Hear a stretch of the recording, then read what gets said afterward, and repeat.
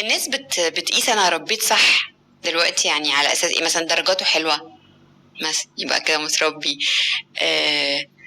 بطلعش صوت في البيت يبقى متربي. مثلا صورتنا قدام الناس مش دي المقاييس خالص الحقيقيه خالص، دي مقاييس زمان قوي قوي قوي يعني، اللي كانوا بيقولوا خلاص ده ولد متربي. لا، انا دلوقتي بدور على ولد سوي نفسيا، هيعيش حياته سعيد. مش هقول سعيد، ده مش هدف يعني، بس متصالح مع نفسه، لما بيقع بيعرف يقوم، ما بيجلدش ذاته طول الوقت، عادي الفشل بالنسبة له فرصة انه يتعلم. كل المعايير دي انا عايزة انسان يعرف يعيش في الحياة زي ما انت قلت في اول حلقة. ف ايه الحاجات اللي توضح لي ان هو ابني متصالح مع نفسه ومرتاح في الحياة معاه؟ اول حاجة ان هو يكون بيقدر يعمل يعني رينج كبير من المشاعر قدامي. احنا مثلا في تربية زمان كان لا، ما ينفعش حد يقلب وشه، ما ينفعش حد يقول انا ما اتبسطتش، ما ينفعش يعبر عن رأيه، والحاجات دي يعني عيب وغلط وحرام وكل حاجة. دلوقتي لا، انا لازم يكون ابني عشان اقول ابني مرتاح وانا بربي كويس، يوريني ان هو زعلان، ان هو غيران، ان هو متضايق، ان هو ما بيحبش فلان، يقدر يتعصب قدامي، يخاف، ما يبقاش خايف من حكمي عليه. انا محتاجة اني اسمح له يعيش المشاعر دي عشان اعرف اعلمه.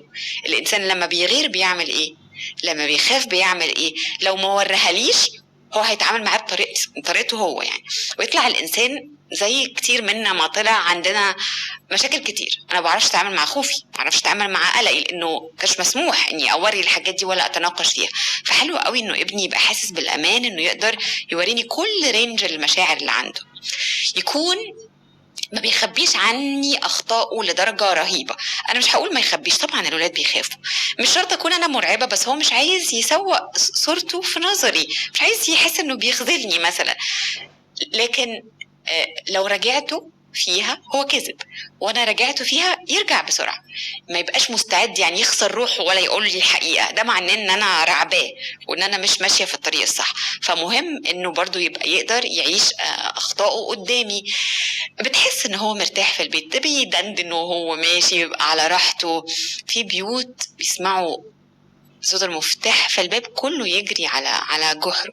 كل دي علامات توريك انه لا، يمكن كده شدة زيادة قوي قوي.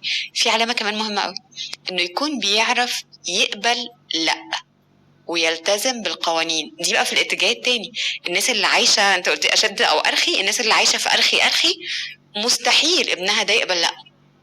هي قالت لا، انا وراكي، وان شاء الله نقعد للجمعه الجايه، انت قولي لا وانا هزن، قولي لا وانا هزن، وافضل ازن ازن ازن لحد ما توافقي.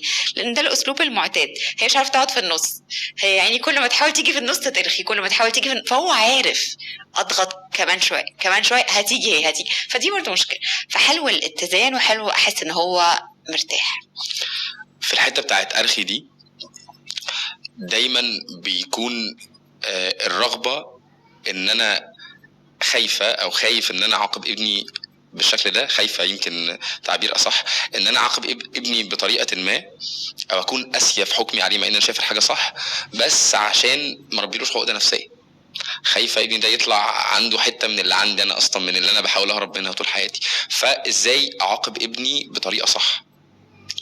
قلت نقطة مهمة قوي، حتة ان احنا فعلا الاهل بقت بتربي حقيقي بايدي مرتعشة، كله خايف لحسن يحصل فيهم زي ما حصل فينا، لا انا عايزة اجنبه كده كده، فروح رايحة من الشد خالص للحتة التانية في منتهى ان انا خلاص مش هعاقب، واي حاجة تعدي وما تعملش كده تاني يا حبيبي، مش هينفع.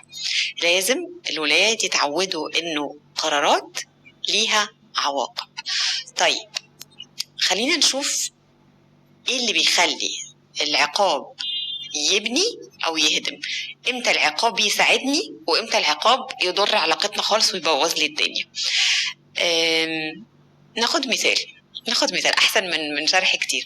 مثلا انت عندك بلاي ستيشن مثلا، وقت ايه؟ ساعة، وانا اتفقت معاك ان انت مش هتزود وقت الستيشن، خلاص اتفقنا، وهتعمل بس الساعة، يعني الساعة هتقفل بلاي ستيشن، هقفل يا ماما ماشي. جيت لقيتك قاعد ربع ساعة زيادة، طيب هاتلي بقى البتاع ده، مش عارف اسمه ايه ده، ايوه هاته وهكسره في الارض دلوقتي، اهو عشان تبقى مش عامل لي اعتبار، تحترمنيش. انا قلت